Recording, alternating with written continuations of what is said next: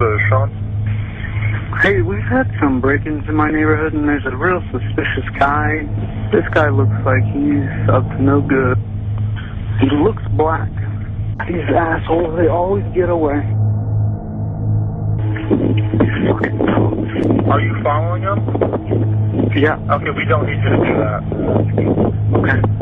As you know it, as fully as you know it, what happened to you as a teenager and then more subsequently? Interesting. When I was younger, and I was a student, I was a student athlete, and I never lived in a hood. I don't even know what one's like. I've never been there.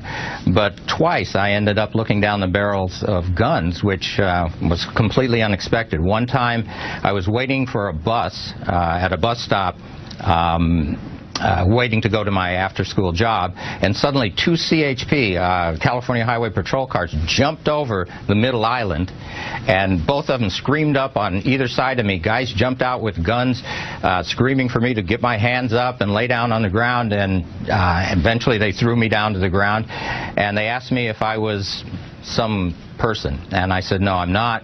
They asked me for ID, which fortunately I had a work ID that had a picture on it, otherwise I'd probably gone to jail. And they realized I wasn't the guy, so they decided, okay, they jumped in their car and they took off. They never said, hey, sorry about that. They never said, hey, are you okay? Nothing. They just took off. The second time I was at a convenience store, and unfortunately at that time I had just cashed my work check, so I had it in my jacket pocket. And suddenly somebody came up behind me and said, don't move a muscle. And I thought, okay, and I glanced back and I saw the barrel of a shotgun at the back of my head. Turned out what it was the guy, the clerk, had accidentally stepped on the switch that calls the police when there's a robbery, and so they responded. And what I was thinking the whole time is, oh my God, this is the only money I have. Maybe I should try to sneak it out and stick it into the snack thing. And if I would have done that, I would have been dead instantly, because I turned around and it was a police officer. And what really got me at the time was there were a lot of other customers in the store, but I was the only one with a gun on me. Let me go to Michael Steele. What's your reaction to hearing that story?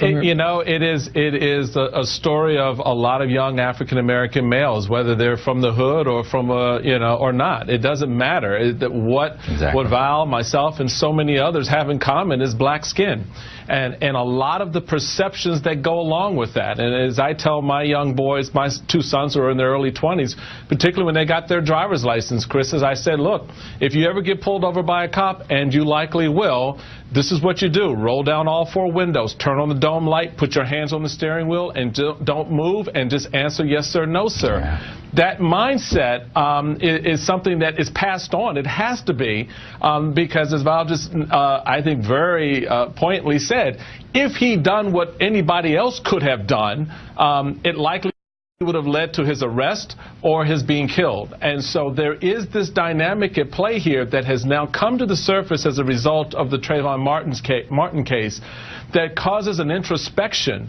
among a lot of African-American men, particularly those who are talking to their sons right now as they're about to go out into the world about what it means to be a black man in America. Well, let me ask you about a practical thing, Val, and you and I talk once in a while about everything except this. And I want to ask you about speed limits. You drive the Jersey Turnpike. You drive, the Garden State, 95. You see a black guy stopped. I always wonder, what is this about? It happens. I see it all the time. And I go, what is this about? Is the guy speeding? Is he 2 miles over the speed limit rather than 5? Most of us drive about 5 miles over the speed limit. Okay, that's what we do. We assume there's a grace period there. Do you think cops grab people, African Americans, when they're within that 5-mile grace period that other people seem to operate by? I've been in traffic when everybody's going 80. I'll give you a story, Chris. When I was a young producer at a local television station in California, I finally earned enough money to get a decent car besides that piece of junk I had. So I bought a nice BMW. And what I found was during the week when I was dressed like this, not a problem. But on the weekend, when I was wearing a T-shirt and a ball cap, police cars would do what I called the 5-block follow. They'd sidle up behind me, and they'd follow me for 5 blocks while they're running my plates, and then they would veer off. And at first, I didn't notice it, but then I started every weekend it was happening. So they were tailing you for a while, long enough to do a whales check. To run my plates, yeah. You're laughing, Michael. I want to see if there's like a common history here. Have you had my that gosh, experience? yes. I was in a suit. I mean, I didn't have the running suit on or the T-shirt. I was in a suit coming home, cutting through Rock Creek Park. This park police kind of pulled up behind me, and it was at dusk. It was getting dark, and he followed me all the way out of the park. All the way out of the park. And I'm sitting there and I'm thinking, okay, am I going too fast? Am I going too slow? What is it? I almost wanted to pull over and just ask him, why are you following me? But I knew that would open up a can of worms that I just didn't need to open, so I just kept the speed limit and drove by the park, and when he left. How do you moderate yourself or modulate yourself? This is fascinating. Like when you go to a store, and I've heard cases where people follow you if you're African American, they claim like they're being attentive, but they're being attentive in a kind of a nasty way. Exactly.